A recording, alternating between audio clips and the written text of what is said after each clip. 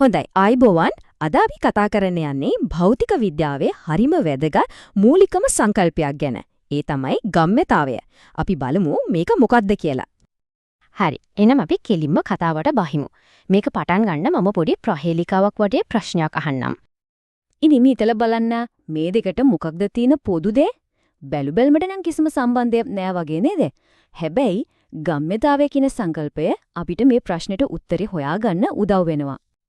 හොඳයි. අර ප්‍රහේලිකාව විසඳන්න කලින් අපි භෞතික විද්‍යාවේ හරිම වැදගත් කෑලි දෙකක් ගැන මුලින්ම තේරුම් ගන්න ඕනේ. මෙන්න ඒ වැදගත් කෑලි දෙක. එකක් තමයි ස්කන්ධය. ස්කන්ධය කියන්නේ හරිම සරලව වස්තුවක තියෙන ද්‍රව්‍ය ප්‍රමාණය.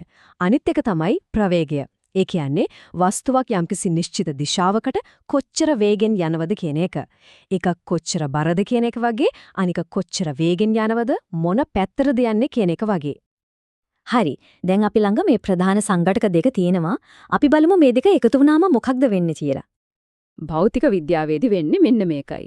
මේ සංකල්ප දෙක එකට එකතු කරලා හරිම ප්‍රබල තනි අදහසක් ගොඩනගනවා. මෙන්න ඒක තමයි ගම්‍යතාවය.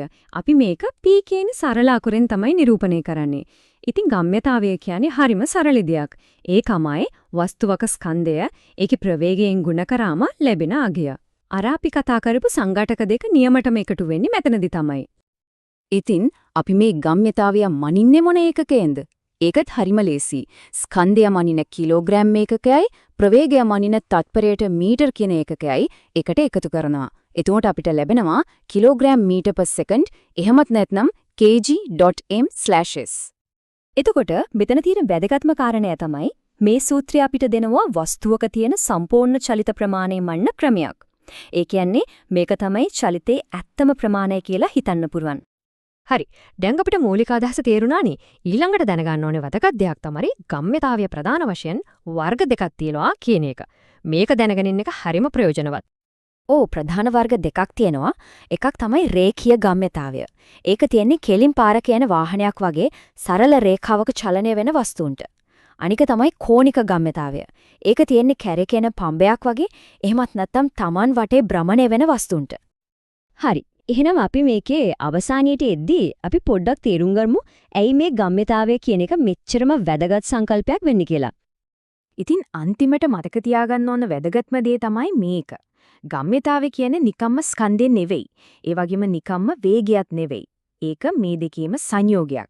වස්තුවක චලිතය ගැන සම්පූර්ණ චිත්‍රයක් දෙන ඒකේ සැබෑම මිනුම තමයි ගම්‍යතාවය. එහෙනම් ගම්‍යතාවය කියන්නේ චලිතයේ ප්‍රමාණය නම් ඒක වෙනස් කරන්න මොනවද ඕනේ වෙන්නේ? ඒක හිතන්න හොඳ ප්‍රශ්නයක් නේද? ඇත්තටම මේ ප්‍රශ්නය තමයි අපිව බලය වගේ භෞතික විද්‍යාවේ තවත් හරිම වැදගත් සංකල්පයකට අරගෙන යන්නේ.